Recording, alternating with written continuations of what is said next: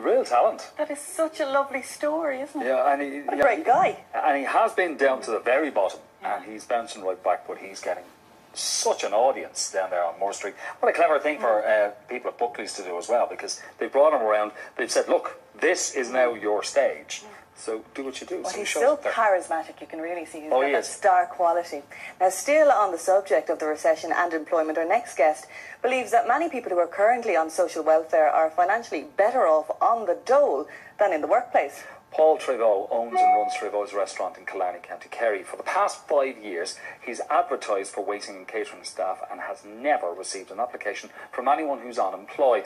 Paul joins us now, along with John Douglas, the General Secretary of the Mandate Trade Union. You're both very welcome to the programme. Thanks very much. Thank you for coming in. 5 years and nobody who's unemployed has applied for a position in your restaurant. Do you advertise every year for someone? Every year for the season. Being in Killarney, we're obviously a seasonal restaurant, so the season used to go from March up until the end of September, mid-October. The way things are now at the moment, we're down to about, say, 3 months, June, July and August. So we'd look for, either waiting staff or a chef throughout the season. And in the last 4 to 5 years, whilst advertising for them, not one single person that's unemployed has come looking for the position we're looking for. So what's your take? What do you think's happening?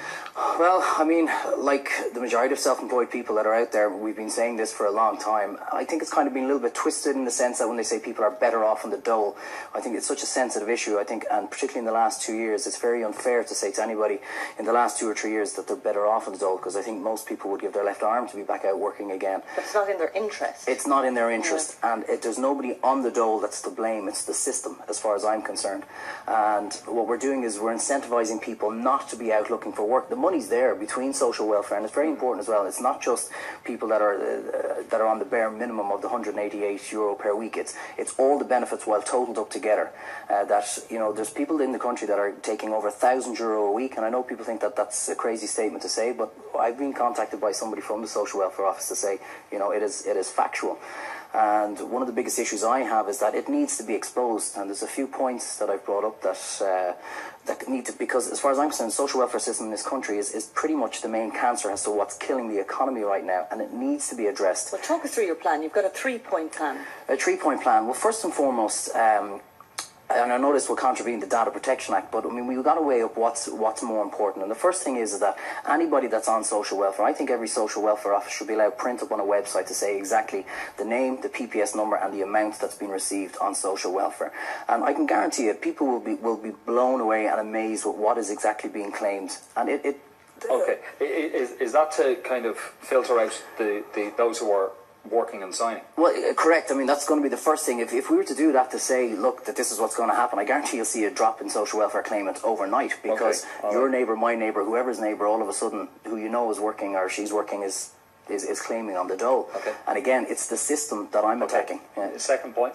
The second point is, and this is a point that needs to be addressed immediately, that we say, for argument's sake, somebody's coming out with €400, that's on benefits. And the minimum wage works out in and around €400. Well, the fact that small business at the moment, they can't afford to be paying that €400. So what I'm saying, for example, is that the employer will give €250, that the government will give €250 to the employer as well to boost up the salary. So you've got a win-win-win for everybody. I can employ somebody. The government is making a radical saving by doing it this way, but more importantly, the person who is on welfare is now coming out with a significant increase as to what they were doing.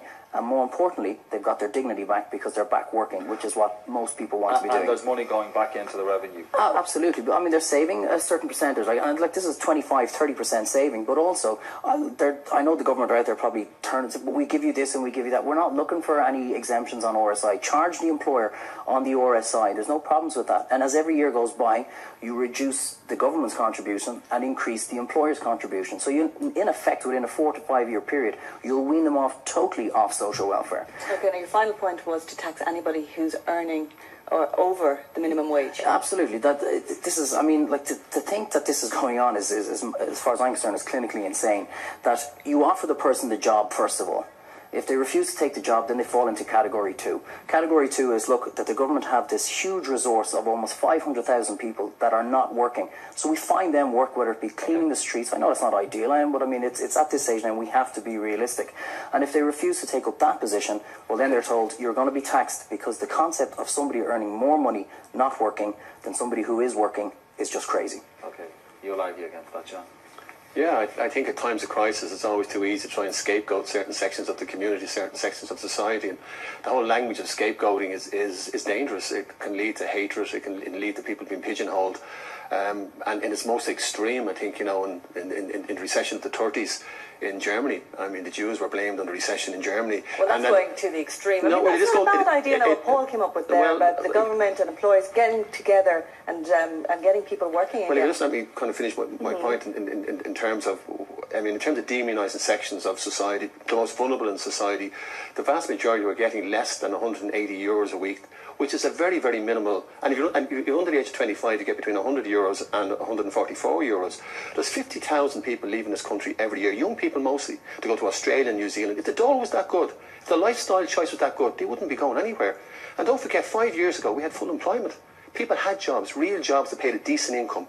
The reality of the catering industry, the retail sector and the hotel sector is there's no longer decent jobs. The employers in the retail sector, the employers in the catering sector and the restaurant sector in particular campaign to have the minimum wage reduced by €1 an hour to $7.65. They campaign to dismantle the JLC system, which had basic conditions of employment, such as Sunday premiums, basic rates of pay, slightly above the minimum wage. And I would say to the restaurant owners, be careful what you wish for. You're now reaping the rewards. You're no longer making an attractive industry to go working.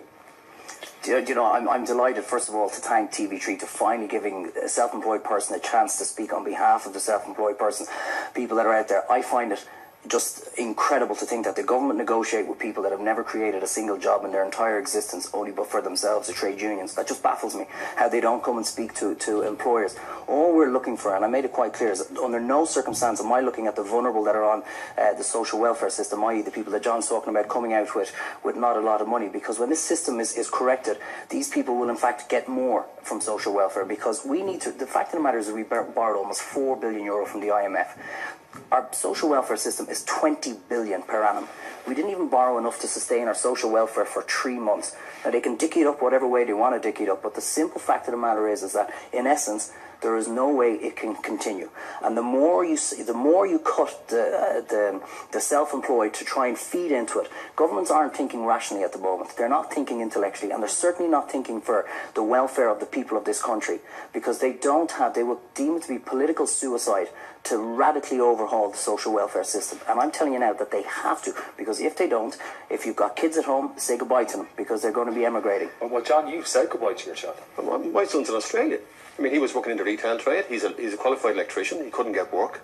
He got a job in the retail trade for 10 hours a week, 12 hours, a part-time job, a temporary job. It paid €80 a week. He said, Dad, I'm 25 years of age. I'm out of here. There's no future here. But I mean, in terms of the social welfare system, I mean, the social welfare system there is a basic decency threshold. There's no one creaming on the social welfare system. And the biggest cancer in this country, I mean, and without getting into the self-employed versus the trade union movement, who creates jobs and who doesn't create jobs, at the end of the day, the biggest blight in the Irish society is the creation of real decent jobs, which provide a real future and a real income for our young people. And that's the real challenge. And you won't do it by forcing people into low-paid, unsustainable part-time jobs. And that's what certain sections of the employer groups want to do. And I mean, that's evident in terms of their attitude towards the minimum wage. Last year alone, the catering sector, there was 1,000 inspections. They're the lowest compliance rate with the national minimum wage, where the NERA, which is the National Employment Rights Body, recovered over 350,000 in unpaid wages, underpaid wages in the catering sector. So, listen, it's about standards, about what sort of society we want to create. But also, John, can you not see that some people are better off on the dole than going out to work? No, well, listen, the report which this has emanated from, it makes great headlines. It puts bums in seats watching afternoon TV or morning TV. At the end of the day, the report didn't find that. The report found, because of massive child minding costs, right, for particularly certain sections of the workforce, going back to work and paying childcare at $1,500 a month per child is not realistic. This state has washed its hand of childcare and provision of childcare. There used to be tax breaks. It removed the tax breaks. There's no child state childcare at the moment. That's where the problem lies. People want jobs. They want real jobs. And there was full employment here 5 years ago. I mean, there's no groupthink here. The Irish people didn't just suddenly wake up on Monday morning and say, we're better off in the dole. I mean, without a doubt, I mean, that's the great thing about having an argument. You can hear the fors and against, and you can come up with hopefully an answer in between it. But people need to understand the jobs that were there 5 years ago, they weren't really there. They were fabricated out of a false economy. And it's not a nice thing to hear, but it's a fact. And the more we keep our head in the sand, and the more we try and just say, this isn't the case, well, then we will never solve what's going on. The social welfare system is the biggest single bill in this country, and the government will not tackle it because they are convinced that it will be political suicide to do so. And it's not a fiver here, and that's what's going to happen. Watch the budget that's coming out, and listen to the government telling you right now that we can't say what's going to come up in December because they haven't a clue what they're going to do in December. They have absolutely no idea how to target it. And what they're going to do is they're going to take a £5 or a £10 a week off the most vulnerable, the OAPs, the people who are on the bare minimum, the carers in this country. That's what's going to happen. Mark my words, you will see it, because they refuse point blank to tackle the major issue, and that needs to be totally overhauled.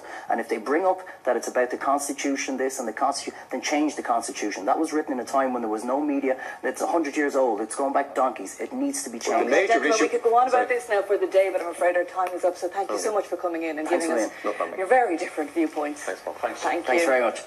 Now, after the break, we're going to be putting a smile on your face with the weird and wacky clips from the internet. We'll see you in a few.